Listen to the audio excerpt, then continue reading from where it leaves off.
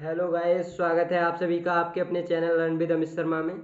हम जो एनसीईआरटी की सीरीज कर रहे थे जिसमें हम 7th क्लास की ज्योग्राफी कर रहे हैं। इससे पहले हम 6th क्लास की एनसीईआरटी की ज्योग्राफी पहले ही कर चुके हैं और इस वीडियो लेक्चर में हम आज 7th क्लास की ज्योग्राफी का चैप्टर 5 करने वाले हैं जिसका नाम है वाटर। तो जानते हैं आज ऑल अबाउट वाटर, यानी कि पानी के बारे में हम सब कुछ आज जानेंगे। और आज आपको 100% ये क्लियर हो जाएगा कि हमें वाटर जो है वो वेस्ट क्यों नहीं करना चाहिए। हमसे कहा जाता है ना कि मतलब वाटर को हमें वेस्ट नहीं करना चाहिए, पानी हमें सेव करके रखना चाहिए। तो आज आपको 100% ये क्लियर हो जाएगा कि हमें पानी क्यों बचा कर रखना चाहिए, ये हमारे लिए कितना ज़रूरी है, कितनी इम्पोर्टेंस रखता है ये हमारी लाइफ में। डेफिनेशन की बात करें वाटर की तो क्या है, water is a life supporting unit. जो वाटर होता है यानी कि जो पानी है वो लाइफ सपोर्टिंग यूनिट है जिससे हमारी ज़िंदगी चलती है। कहते हैं नहीं है, जल है तो कल है, जल ही जीवन है, वाटर इज लाइफ। ये नहीं कहा गया है, इसका फैक्ट है एक्चुअल में। आज आपको पता चलेगा इस चैप्टर में कि वाटर हमारी जीवन में कितना महत्वपूर्ण भूमिका निभाता है। जो वाटर होता है, water continuous change it's form and circulate between ocean atmosphere and lands. Water जो होता है वो अपनी जो फॉर्म है उसको चेंज करता रहता है। लिक्विड में होता है, जब उसे कोल्ड किया जाता है यानी ठंडा करा जाता है तो क्या बन जाता है, वो बर्फ बन जाता है, आइस बन जाता है। जब उसे गर्म करा जाता है तो वो इवेपोरेट हो जाता है यानी कि बाष्पीकरण हो जाता है और वो इवेपोरेट होकर कहाँ चला जाता है, स्काई में चला जाता है, आसमान में चला जाता है। और जिससे क्या होता है, वो ड्रॉप प्लेट्स में बदल जाता है और फिर क्लाउड का फॉर्मेशन करता है जिससे बरसात होती है। जानते हैं वाटर साइकिल के बारे में। वाटर साइकिल के बारे में जानने से पहले मैं आपको बताना चाहूँगा साइकिल के बारे में। यानी कि साइकिल का मतलब होता है कि आप जिस जगह से चलकर गए लौट कर उसी जगह पे आ जाओ, यानी कि जिस प्लेस से आप जा रहे हो लौट कर उसी प्लेस पे आ जाओ। ऐसे ही वाटर साइकिल की बात करते हैं। यानी कि अगर हमने एक गिलास पानी का यूज़ करा तो वो किसी ना किसी टाइप से लौट कर हमारी अर्थ पे आ जाए तो उसी को हम वाटर साइकिल कह देते हैं। अगर हम इसकी डेफिनेशन या ज्योग्राफी की टर्म्स में देखें तो आइए हम देखते हैं। द सन्स हीट, क्या, the sun's heat causes evaporation of water into vapour.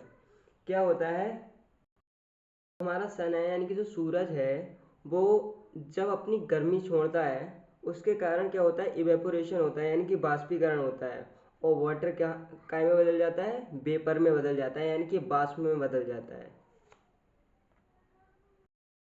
और जब वाटर वेपर कूल्स डाउन होता है यानी कि जब वाटर वेपर जो है वो ठंडा, it condenses and forms clouds. क्या होता है, ये ठंडा होकर क्या बनाता है, बादलों का निर्माण करता है।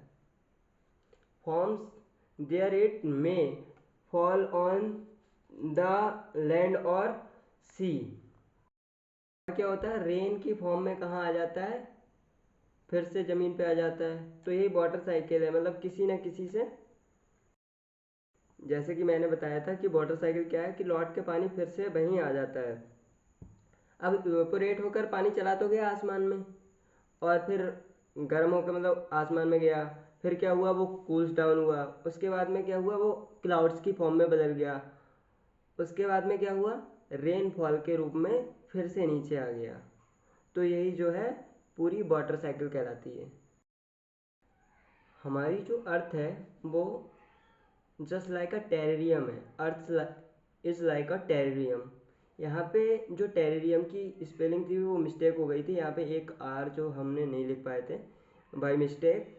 तो आप ये वाली जो स्पेलिंग है ये सही है टेरेरियम की। तो आइए जानते हैं क्या होता है टेरेरियम। एक कांच का कंटेनर देखा होगा आपने, तो जस्ट लाइक अ कांच का कंटेनर यानी कि जो कांच का कंटेनर होता है उसकी तरह एक हाउस बनता है।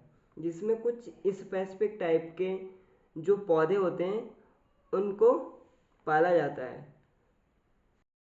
यानी कि जो टेरेरियम होता है उसमें कुछ सम काइंड ऑफ प्लांट्स को रखा जाता है, उसी को हम टेरेरियम कहते हैं। अब इसमें ना कि केवल सिर्फ प्लांट्स को ही रखा जाता है, कुछ स्पेसिफिक टाइप के जैसे फिशेस वगैरह उनको भी रखा जाता है। अगर हम बात करते हैं कि फ्रेश वाटर यानी कि जो शुद्ध पानी है उसकी बात, जो हम पीते हैं उसके बारे में, तो वो हमें कहाँ कहाँ से मिलता है। The major sources of fresh water are the rivers, ponds, springs and glaciers. ये सब जो हैं यानी कि रिवर नदियाँ, पॉन्ड्स तालाब, स्प्रिंग झरना एंड ग्लेशियर्स, इन सब से हमें क्या मिलता है, शुद्ध पीने योग्य पानी मिलता है। अब बात करते हैं उस वाटर के बारे में जिसका हम यूज़ पीने के लिए नहीं कर सकते। वाटर कौन सा है? The ocean bodies and seas contain salty water, यानी कि जो महासागर और समुद्र हैं उनका जो पानी होता है वो खारा होता है। इस वजह से हम क्या नहीं कर सकते, उसको हम पी नहीं सकते।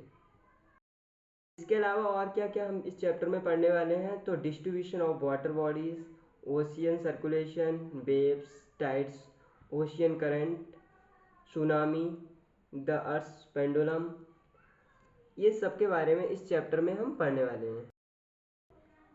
अब बात करते हैं distribution of the water bodies. हमारी मतलब जो वाटर है उसका डिस्ट्रीब्यूशन किस प्रकार से है।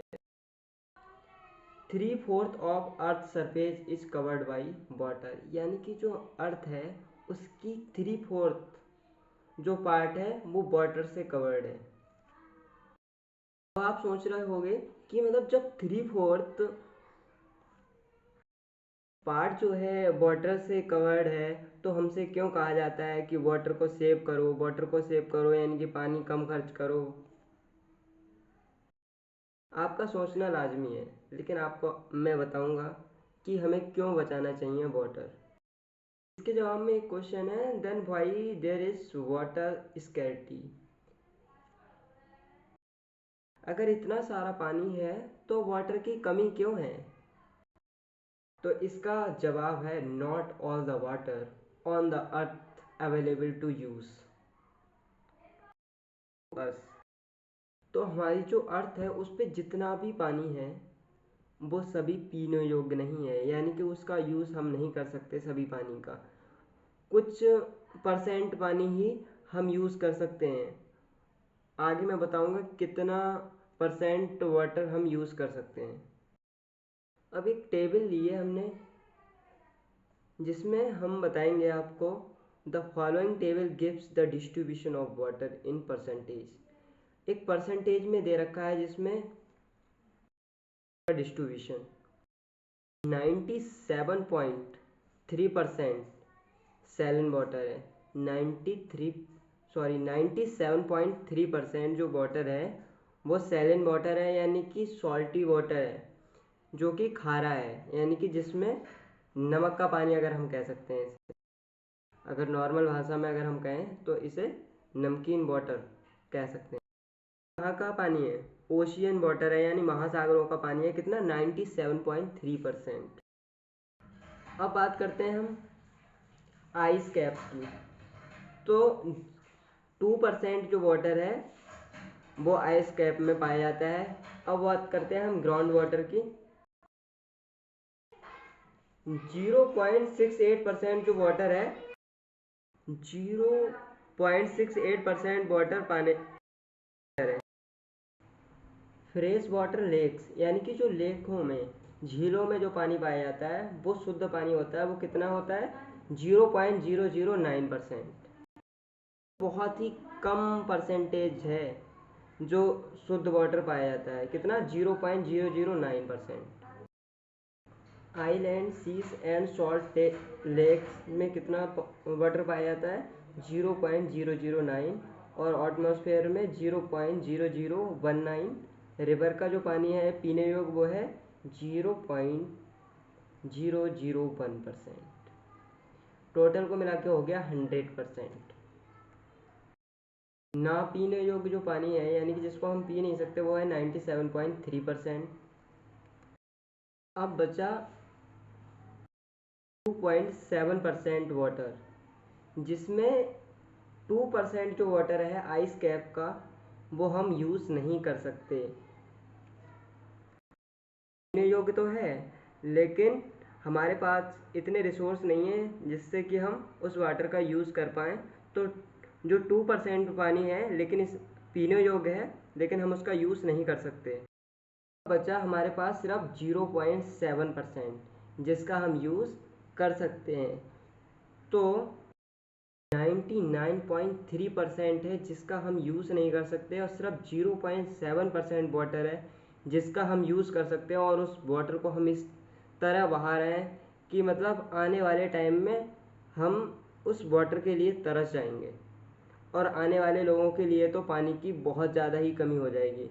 अगर समय रहते हमने इसका सही से उपचार नहीं किया तो आने वाले लोगों के लिए इसका बहुत बड़े लेवल पर समस्याओं का सामना करना पड़ेगा। तो हमें वाटर को ज़रूर बचाना चाहिए। अब अगली हेडिंग है हमारी ocean circulation. The ocean circulation in its simplest form is the movement of seas water through the ocean. Ocean circulation happens due to waves, tides and currents. Ocean में सर्कुलेशन होता है वो किसके कारण होता है? वेव्स के कारण होता है, टाइड्स के कारण होता है एंड करंट्स के कारण होता है। ये ओशियन का सर्कुलेशन होता है। वेव्स क्या होती हैं? जानते हैं वेव क्या होती है? When the water on the surface of the ocean rises and falls alternating they are called waves.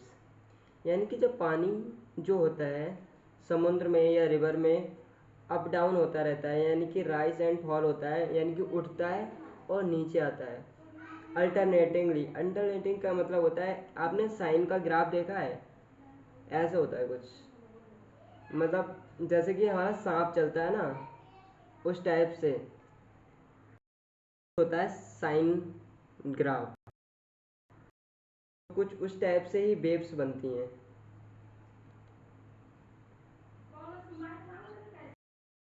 और इसका कारण होता है वाइंड्स काउस वेव्स।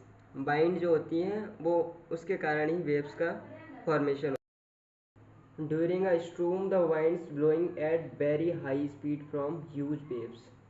क्या होता है जब तूफान आता है तो जो हवाएं होती हैं वो बहुत तेज़ चलती हैं जिसके कारण हाई स्पीड ह्यूज वेव्स बनती हैं। जो वेव्स होती हैं वो बहुत ज़्यादा बड़ी बनती हैं।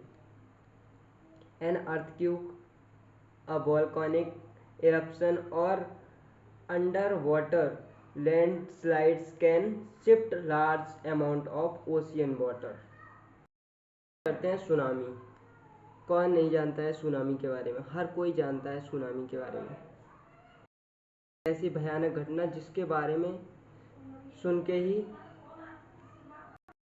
काँप जाता है। होता क्या है वास्तव में? अगर हम इसकी डेफिनेशन की बात करें सुनामी की तो huge tidal waves originate in ocean causing tremendous destruction. यानी कि जो बहुत बड़ी टाइड वेव्स मतलब उठती हैं किसमें? इनमें तो क्या होता है भयानक विनाश आता है। यानी कि बहुत सारा पानी ही पानी होता है हर तरफ, विनाश भयानक को हम सुनामी कहते हैं। सुनामी इसका एग्जाम्पल है, सुनामी आई थी इंडियन ओशियन में यानी कि हिंद महासागर में 2004 में। शॉर्ट बात करें हम सुनामी की तो द अर्थ पेंडोमोनियम यानी कि पृथ्वी पर कुछ बहुत बुरा घटित होना। सुनामी से मतलब है यानी कि हमारी जो पृथ्वी है जो अर्थ है उस पर बहुत कुछ बुरा होने वाला है। सुनामी आती है तो लोगों के घर, गांव के गांव, शहर के शहर ढह चले जाते हैं। तो बहुत बुरा होता है, बहुत बुरा घटित होता है, लाखों लोगों की जान चली जाती है। बात करते हैं टाइड्स के बारे बात करते हैं अब टाइड्स के बारे में। तो क्या होते हैं tides? The rhythmic rise and fall of ocean water level twice in a day is called a tide, यानी कि जो वाटर है ओशियन का, उसका राइज एंड फॉल यानी कि उठना और नीचे आना एक रिदमिक, ये दिन में 2 बार होता है। इसी को हम क्या कहते हैं, टाइड्स कहते हैं। एक हाई टाइड होता है, एक लो टाइड। जानते हैं कि जो टाइड्स होते हैं वो कैसे फॉर्म होते हैं। तो how tides are form, the strong gravitational pull exerted by the sun and the moon on the earth's surface cause the tides। क्या होता है, जब ग्रेविटेशनल फोर्स के कारण है सरफेस पर सन और मून के कारण एक स्ट्रॉन्ग ग्रेविटेशनल फोर्स लगता है, जिसके कारण क्या होता है, टाइड्स का फॉर्मेशन होता है। During the full moon and new moon days, the sun, the moon and the earth are in the same line। Full moon और न्यू मून के लिए क्या होता है, के दिन क्या होता है, जो सन होता है, the moon and the earth are in the sun, moon और अर्थ जो होते हैं वो तीनों एक ही लाइन में होते हैं। ग्रेटर यानी कि जब बहुत बड़े लेवल पर ग्रेविटेशनल फोर्स लगता है एंड सन के, मून और सन का, तो क्या होता है, बहुत बड़े टाइड्स का फॉर्मेशन होता है। बात करते हैं एडवांटेज ऑफ टाइड। टाइड्स जो होते हैं उनके एडवांटेज क्या हैं। तो high tides help in navigation. Navigation का मतलब होता है जब समुद्र में जहाज़ वगैरह चल रहे होते हैं, जो शिप्स होते हैं वो चलते हैं, तो उनकी गति यानी कि जो मोशन कर रहे हैं वो किस स्पीड से चल रहे हैं, किधर जा रहे हैं, इसके बारे में पूरी जानकारी जो देता है वो नेविगेशन सिस्टम के तौर पे होती है। तो ये होता है नेविगेशन। फिशिंग में भी हेल्प करते हैं, और किस में करते हैं, help in generating electricity generate करने में भी टाइड्स बहुत हेल्प करते हैं। बात करते हैं हम इस चैप्टर के लास्ट टॉपिक का, जिसका नाम है ओशियन करंट यानी कि महासागरीय धारा। क्या होता है ocean current, streams of water, क्या, stream of water flowing consistently on the ocean surface in definite direction, यानी कि जब धाराओं का स्ट्रीम्स होती हैं वो फ्लो होती हैं एक निरंतर की सरफेस पर, तो एक डेफिनेट डायरेक्शन में स्ट्रीम्स होती है, उनका एक डेफिनेट डायरेक्शन में कंसिस्टेंटली फ्लो होना ही क्या कहलाता है, ओशियन करंट कहलाता है। टाइप्स के होते हैं, एक वार्म ओशियन करंट, दूसरा कोल्ड ओशियन करंट। जब वार्म ओशियन करंट क्या होता है, the warm ocean currents originate near the equator and move towards the poles. Ocean current जो होता है वो ओरिजिनेट होता है नियर द इक्वेटर, और कहाँ पे होता है, टूवर्ड्स द पोल्स, पोल की ओर मूवर्ड होता है। करते हैं कोल्ड ओशियन करंट की। तो the cold ocean currents carry water from polar और हायर लैटिट्यूड टू ट्रॉपिकल और लोअर लैटिट्यूड्स। जो कोल्ड ओशियन करंट होता है वो क्या करता है, वाटर को क्या करता है, कैरी करता है, कहाँ से, पोलर हायर लैटिट्यूड से ट्रॉपिकल और लोअर लैटिट्यूड की तरफ को। इसके साथ हमारा चैप्टर 5 भी फिनिश हुआ। मिलते हैं नेक्स्ट चैप्टर में, तब तक के लिए स्टॉप तक।